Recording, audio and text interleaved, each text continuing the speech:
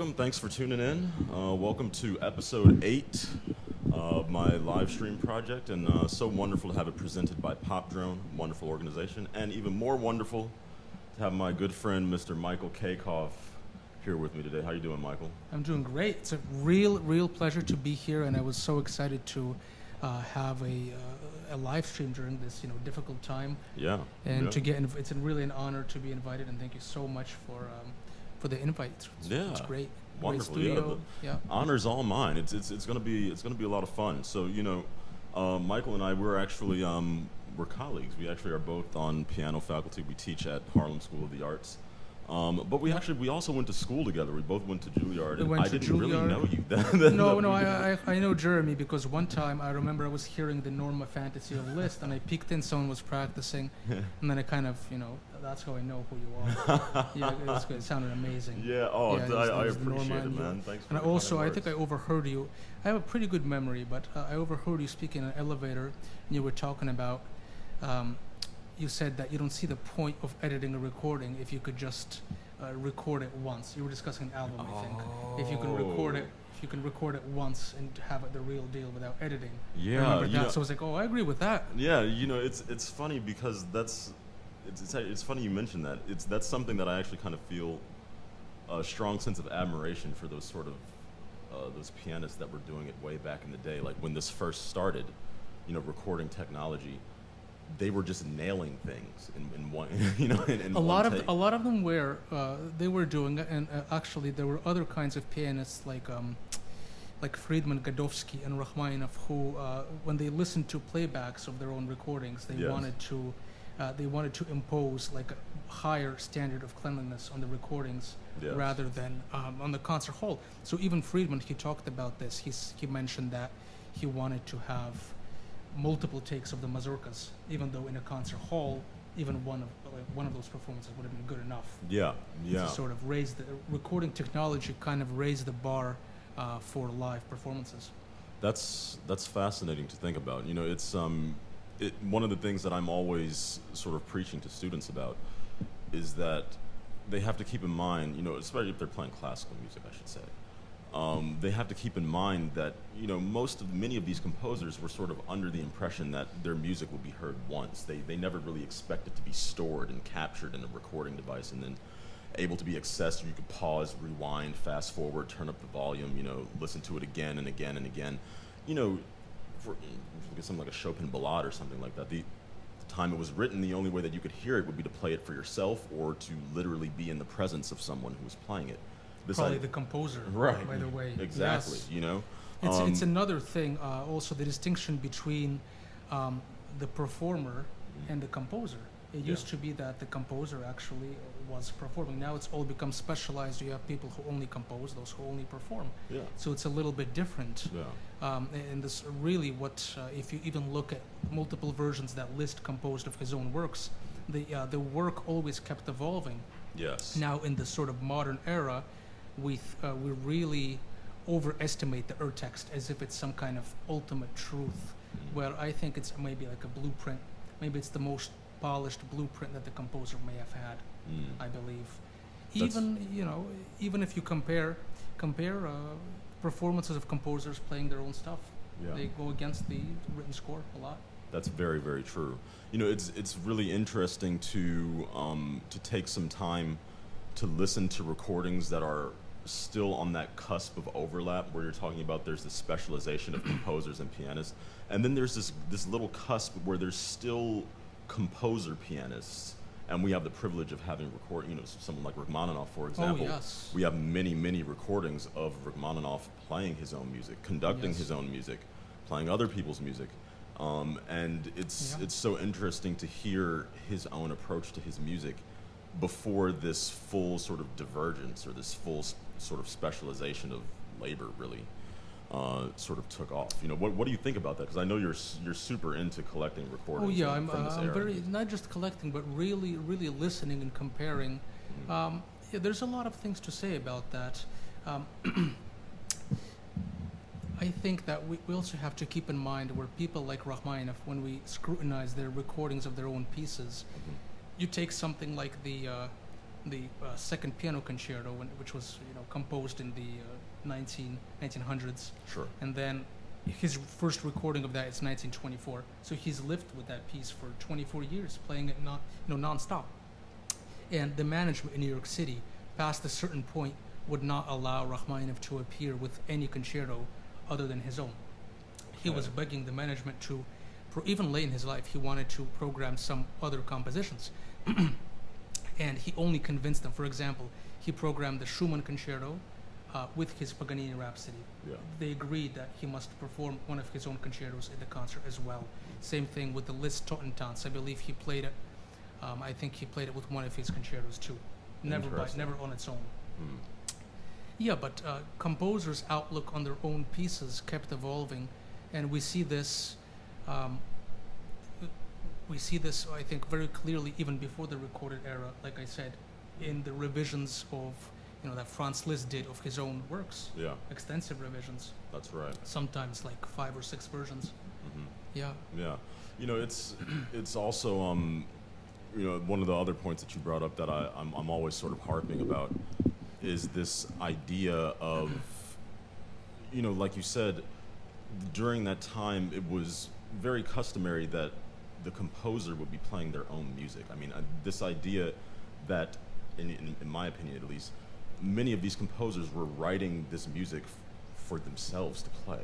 Like they had themselves in mind as the performer.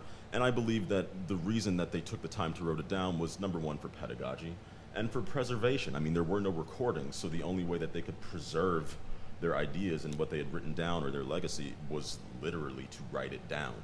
But, I think that once recording came around, the compulsion, or really the need to preserve things, exactly through the pen and the paper, sort of began to fade away. I mean, in my opinion, that was sort of one of the things that helped push improvised music in the direction that it went in. Because if you're someone like Charlie Parker, it's like, well, yeah, all of my ideas are on record, so figure it out.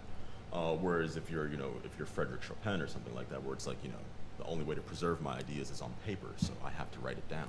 But he still was writing it for himself, in my opinion. I mean, what do you think? Well, yes, Jeremy, you also have to consider, I think, that there probably was a difference between Beethoven's improvisations and his compositions. I would say the improvisations were a way for composers to get more experimental and try out some of these things and then put some of these ideas into a composition. Yeah. I think that's that. Yeah, and let me ask you this. I mean, we sort of jump right into a lot of musical things, but first of all, how did you get into music to begin with? I know you come from a musical family, so you've been formulating some of these ideas for a while. Like, tell us about that? My parents were musicians, and I was sort of like interested in piano, but when I was 5, we basically started piano lessons with my mom, and I went from there. It was always it was not like a pastime. It was always geared towards serious piano study from day one. Wow. And that's just that. So it wasn't geared towards fun. But I enjoyed it, and I enjoyed performing from the first minutes, and it sort of progressed from there.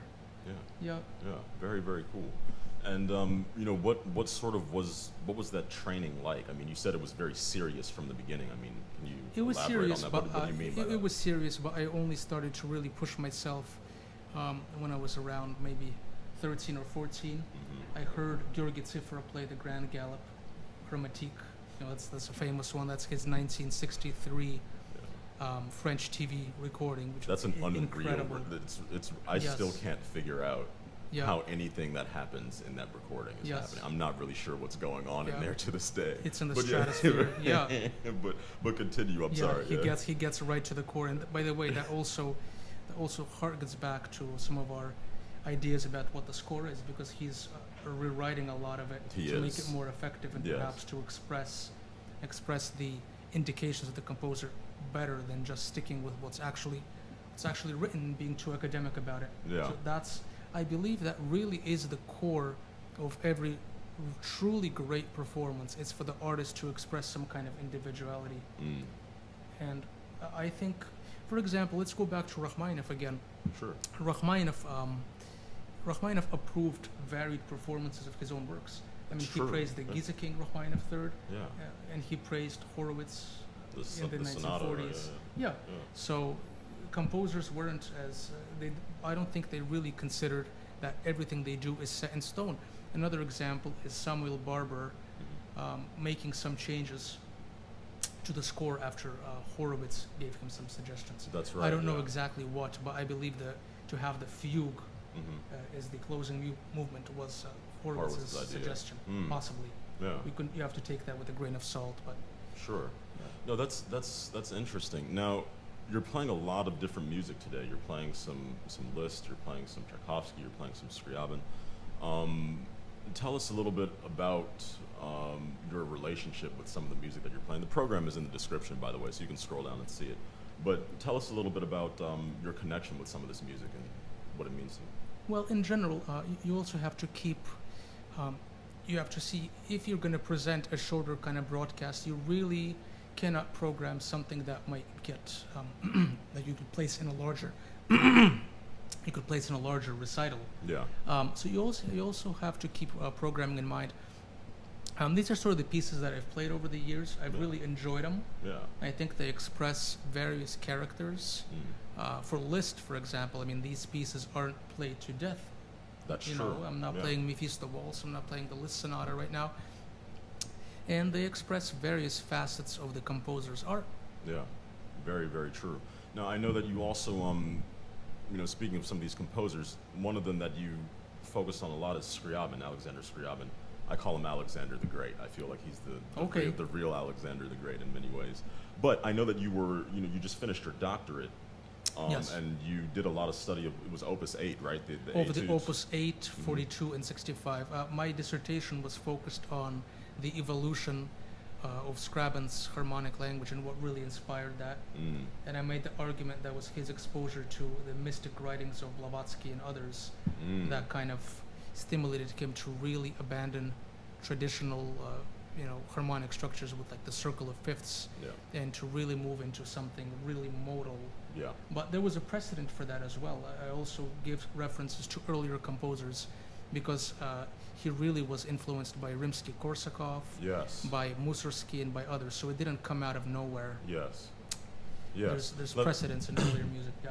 And it's funny. I think it was 2 weeks ago when my friend Untek was here. We were talking a little bit about Scriabin, and one of the things that we talked about was Scriabin is one of those composers who he didn't live very long, but there's some composers where you can look at the beginning of their career and the end of their career, and you can more or less recognize, okay, this is the same guy. There's some progress. There's some ideas, but then there's other composers, Scriabin being one of them, where it's like these are the amount of change that happened Yes. in so short of time. Like when you go from something like, for example, the Opus 6, the Sonata number 1 we were talking about, when we go from that, which is beautiful, it's marvelous, but then we look at something like Sonata number 9, or even these Opus 65 etudes, Yes. and it seems like it's two different people, even though there's an essence, a core of Scriabin that's Yes. still there.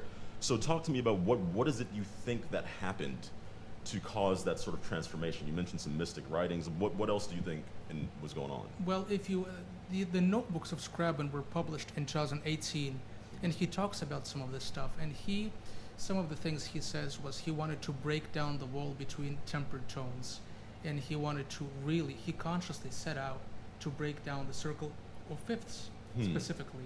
Yes. And we can see that in some of his notebooks. This was around 1905, as late as 1905, and you will notice that his pieces leading right up to that still have sequences by fourths, and They do, they yes. retain, despite all the complex structures, Yes. they retain fifth motion and fourth motion in the Yes. bass. Yes, they do. Whereas right when you get into Opus 60 Prometheus, actually Opus 59 Preludes, right then and there, he switches to a motion by tritone Yes. or minor third. So Yes. Scriabin consciously set out to really avoid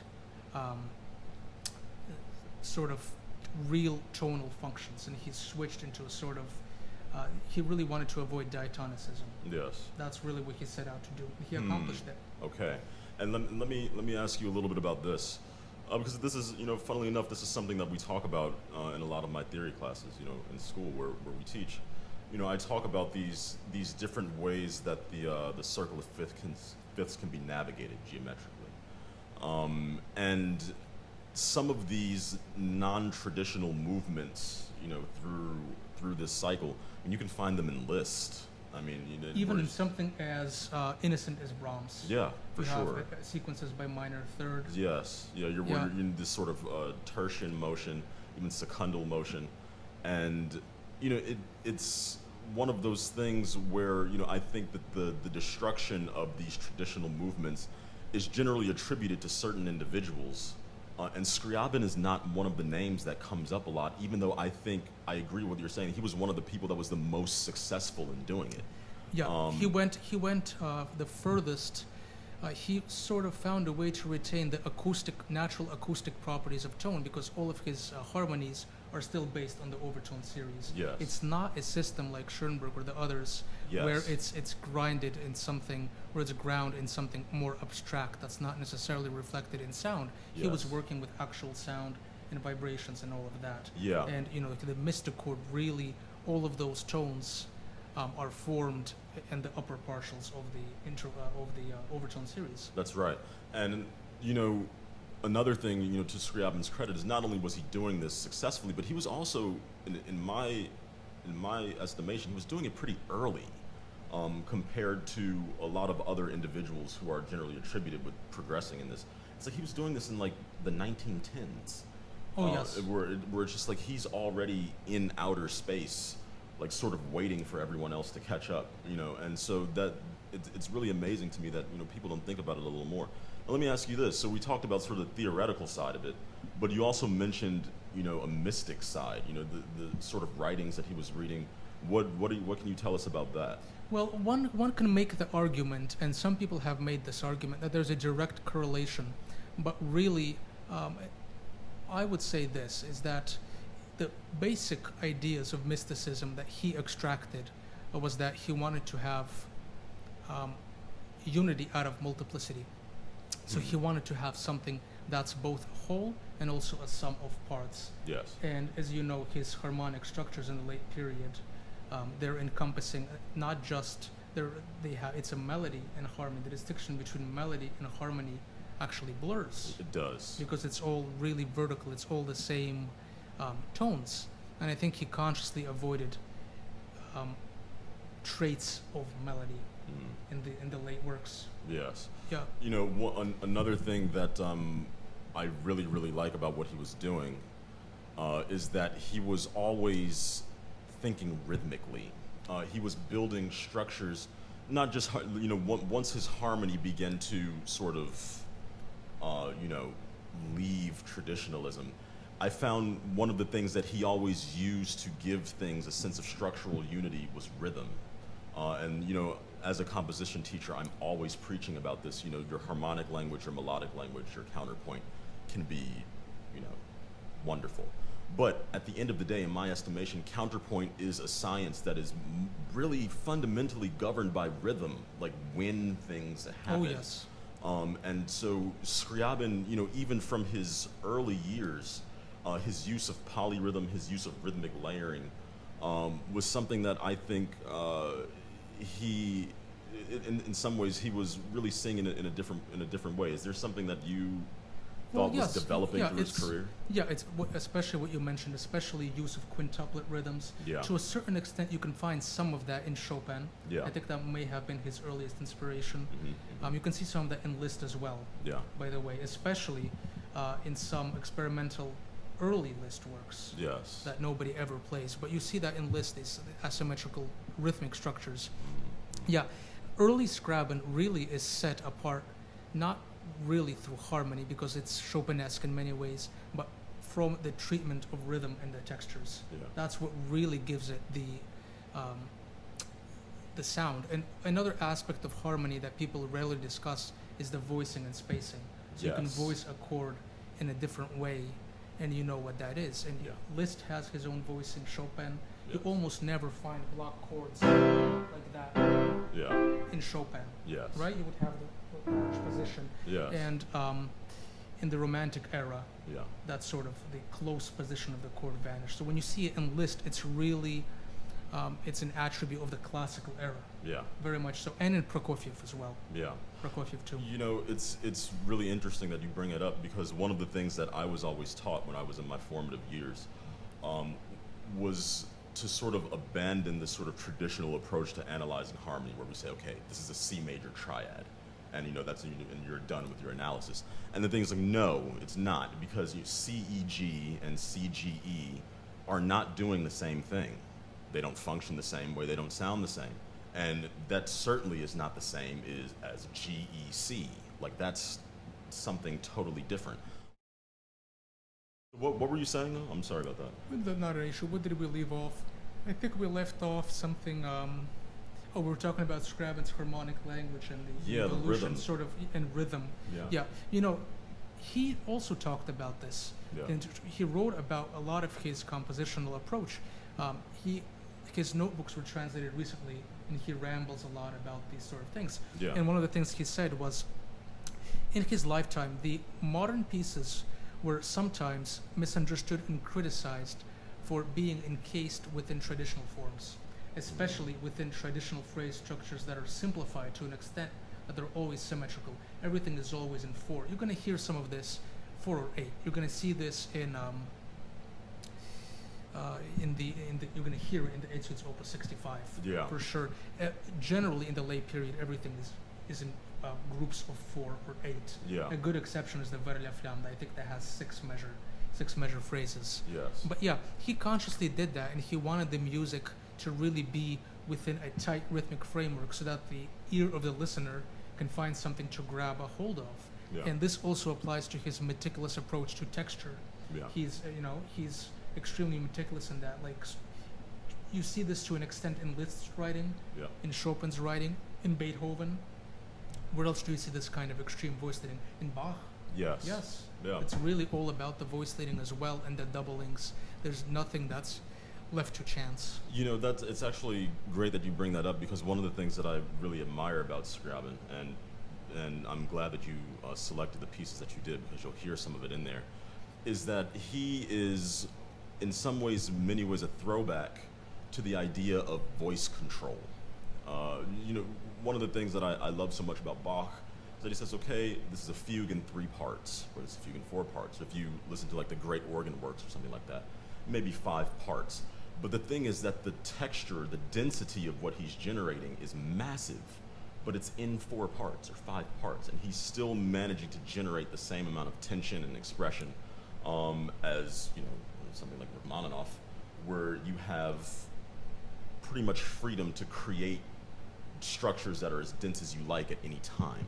And one thing that I do like about Scriabin is that no matter how dense things may become or how chaotic they may become, they're always organized. It's always controlled. It's never as chaotic as it seems. Like, Oh, of course. It's actually really quite Yes. logical in some ways, contrapuntally and structurally. So that's really wonderful that you agree with that as well, and you brought that up. So tell us, what order are you playing again? So you're starting with I'm going to start Liszt? out with the Liszt, the Wonderful. 2 pieces from the years of pilgrimage. Yeah. And this is something that I've been working on for quite a while. I will eventually do the whole set, Yeah. this whole book 1, Yeah. Switzerland. But yeah, I think these are some of the most interesting pieces in the group. The first one, the Chapelle, that's a revision of an earlier work, Yeah. which is based on an Alpine melody. Happens Okay. to be some kind of Swiss melody. Yes. And the Orage he composed specifically for the publication of the Years of Pilgrimage. So it Yes. wasn't revised, it was published in the 1850s as a brand new piece, just to go along with the set. Yes. And the other pieces in the set, like Valet Doberman, were revisions of earlier works. Earlier works. 10 That's years right. earlier, yes. Yeah. It's a beautiful set of pieces. You've also got a Chopin Mazurka. I have a Chopin Mazurka, one of his latest ones. Yes. Opus 59. Again, very interesting contrapuntally. You know, it's a fascinating composition. Yeah. Yes, and I have the Tchaikovsky Dumka. Tchaikovsky really is underrated as a piano composer. Yes. He has many interesting piano pieces. Yes. Quite a few, actually. Like, Yeah. he was actually quite prolific when it And came to writing solo piano. it's very impressive because he wasn't really known as a pianist. He That's wasn't right. a concert pianist. Yeah. And he may have been assisted in some of the piano writing. There's some rumors that other pianists took a look at his stuff. And Pops was one of them. Oh, okay. Yes. Yeah, that makes, Tchaikovsky is one of those guys that sort of started to show up at that cusp I was talking about, where you had this specialization of people who were composers but not necessarily playing their own music. Yes. So he's showing up. He's one of those guys actually. But the Dumka is a wonderful piece. It's beautiful. Oh, it's one of his most impressive solo piano works. I also like the F major variations. Yes. Yeah. It's beautiful. Yes. And so after that is the Scriabin then. And the Scriabin Etudes. Yes. And I'm also going to do a Scarlatti Sonata. Wonderful. Yes. Well, I think we can go ahead and get started then. Yes. It's been wonderful chatting with you. Great to pick your brain about Scriabin, and I will certainly look more into the notebooks you mentioned that were published only 2 years ago. I didn't know about Yeah, a couple this. of years back. I think 2018. That's wonderful. I'll definitely have to check that out. So again, this is Mr. Michael Kaykov. The program's in the description. And I'm just going to get this stuff out of your way, and then the floor is all yours.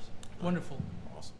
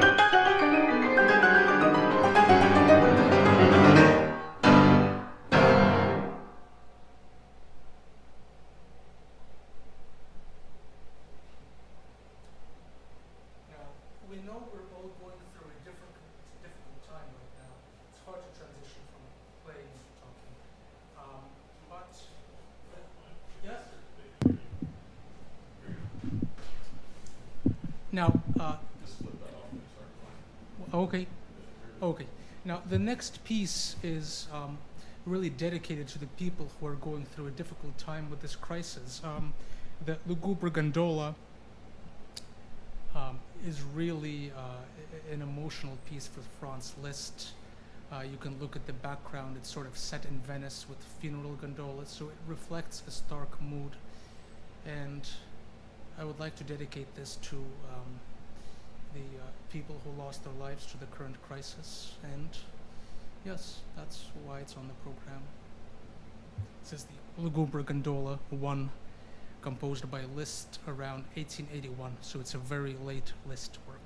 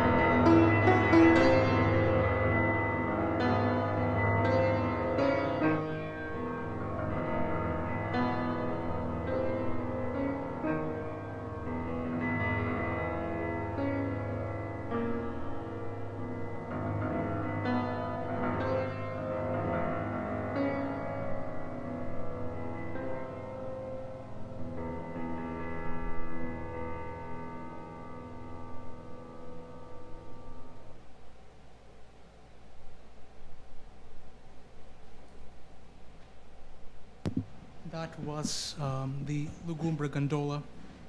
Lugubre. I always have a tendency to add an M somewhere. Lugubre Gondola 1. Now, Liszt actually has not two versions of this piece, but two different pieces based on the same general idea. And those are generally called Lugubre Gondola 1 and 2. And they were published together. There also exists other arrangements of this by Franz Liszt himself, especially of the second longer one, which I have not played. Now, the other great thing about this version that I just played was it was actually discovered relatively recently. For example, when you look at the programs of Sviatoslav Richter and you see Lugubre Gondola on the program, which he played only once or twice, that is the second version of the piece, a longer one, extended one. But I played the first version of this, which in my, I like it more. I've played both, but I prefer this one. The next piece is the Tchaikovsky Dumka, Opus 59.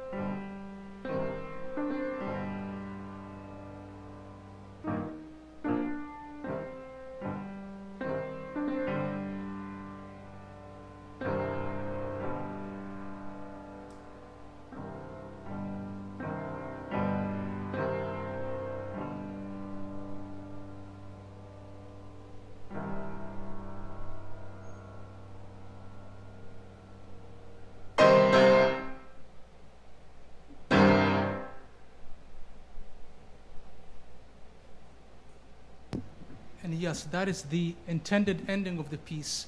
In some recordings, it's actually omitted because it's very startling. But that is what Tchaikovsky wrote, and that's what I play. It's a sort of very unexpected ending.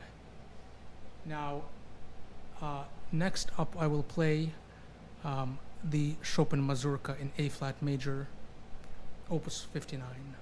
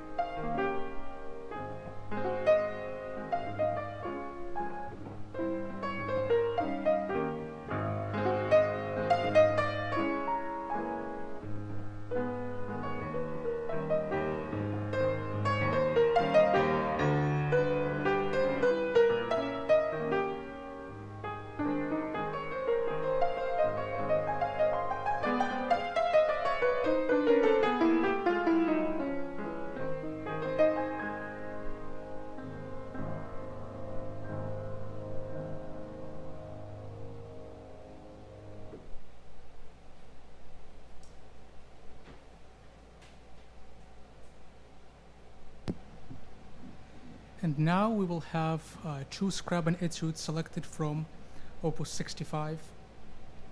Now, Scriabin wrote the Opus 65 etudes with the intention of limiting the interval used in them. So Opus 65 number 1, which I'm not going to play today, is entirely composed of major ninths. The ones I'm going to play today right now, the Opus 65 number 2 is major sevenths, and Opus 65 number 3 is perfect fifths throughout on some level of the texture. And again, it was a sort of an experimental opus where he restricted the interval used, and you don't really see quite this degree of sophistication in other late Scriabin period works. Maybe it was an experiment.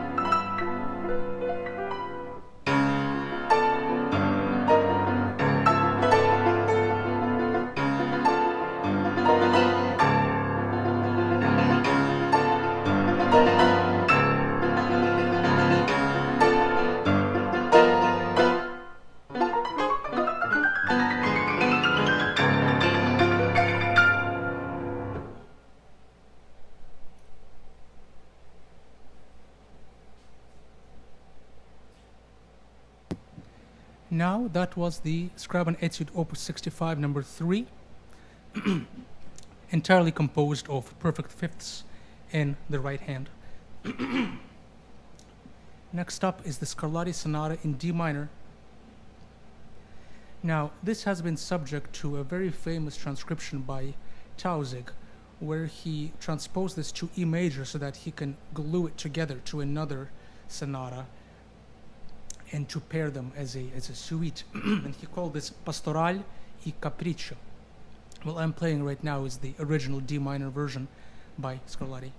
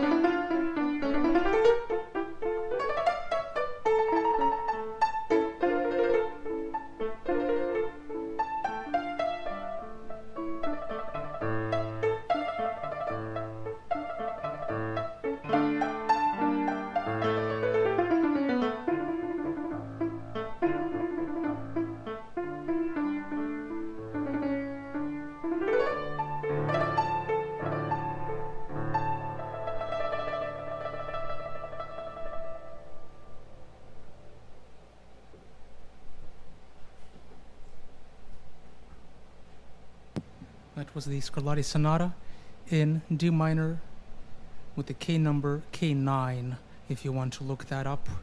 And it's certainly one of my favorites, and it's been a favorite encore pieces of many virtuosos and concert pianists, past and present. I'm going to get a bottle of water, and then we can resume our conversation with Jeremy.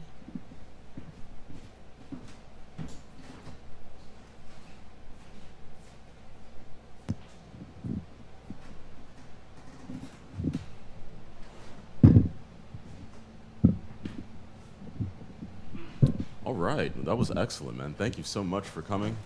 Certainly, certainly an epic program. Really, really diverse stuff. Really, really beautiful. Very, very varied. So, thank you again so much, first of all, for coming and doing this, for talking, sharing your story, talking about Scriabin, sharing the knowledge that you have. Thanks also again to our students at HSA at Harlem School of the Arts. I hope you guys can. Oh, absolutely. One of the things we didn't talk about is how classical music requires a certain degree of exposure and training to really get to appreciate. Yeah. There's a very steep learning curve, and people have some kind of intrinsic appreciation of it, but to really know what's going on and to really love it, you need to have some kind of exposure. Yeah, now, absolutely. It's interesting because in the recent years, it's kind of separated to a certain extent, and people just go to a college or a music college. Yep. But when these great composers were alive, there was a big market for. I don't want to use the word amateur, but it's a word. It was a general part of training in society. That's right. Even public schools. 50 years ago, it was a regular part of the training. Yeah, it was and now part this of is the human something experience. that yes, absolutely. And you're absolutely right. And it's kind of a shame that those things are slowly starting to change and disappear. But fortunately, we have institutions like HSA that are doing. It's just, I think the market has changed, and it's becomes kind of like self-entrepreneurship. Yeah. It's less about the big institutions and more about people actually wanting to learn. I mean, look, with places like Reddit, you can find people that are fans of calligraphy and things like that. They Yeah, have a anything circle you and want. they interact. Yeah. So with online, actually, if anything, you have a bigger market than Yeah. you might think. It's just That's not right. in the traditional sense. That's absolutely right. And honestly, that's kind of what we've accomplished here today. I hope a little bit. So hopefully you guys enjoyed that. Hopefully you learned a little bit of something. I certainly did. I'm going to be checking out those notebooks of Scriabin probably tonight, so I can learn a little bit more myself. And we're definitely going to have you back. And, I would love to come back maybe with a Please different do. program. Yeah. So maybe with the same program. Who knows? I will have the same program, but we will title the pieces differently. That's right. Yeah, a pianist in the 20th century apparently did that. And when Moritz Rosenthal, the famous Liszt pupil, when he saw him at a party, there was a sheet of paper going around for famous pianist autographs, and there was only one spot left. Yeah. And this particular pianist said, "Oh, what am I supposed to write in that small spot?" And Rosenthal said, "Just write your entire repertoire. It's gonna fit." Oh my God. Oh man, there's nothing like classical music shade. It's a very specific flavor of shade that it's very refined. I love it. But hey, thanks so much, you guys, for tuning in. Next week we got a pretty exciting show. We've got a jazz quartet coming. A couple of friends of mine, Alan Mednard, who's already been here and is going to join us on percussion. My friend Leon Boykins on the bass. Mr. Paul Jones is going to play some tenor saxophone, so it's going to be a lot of fun. We're going to do some music with Joe Henderson, some original music. Huge thanks to all of you guys. Please like, comment, let us know where you're listening from. That always helps us to, program at the right time and find what's working best. And we'll see you guys next week. It's going to be a lot of fun. Huge thanks to Pop Drum for putting this together. And thank you. Huge thanks to Jeremy for doing all of this, for taking the initiative. Yeah, it's my pleasure. It's been a lot of fun. Wonderful. It's been a lot of fun. All right, I'll see you guys next week. Take care. All right. Thank you for tuning in, folks. We appreciate it.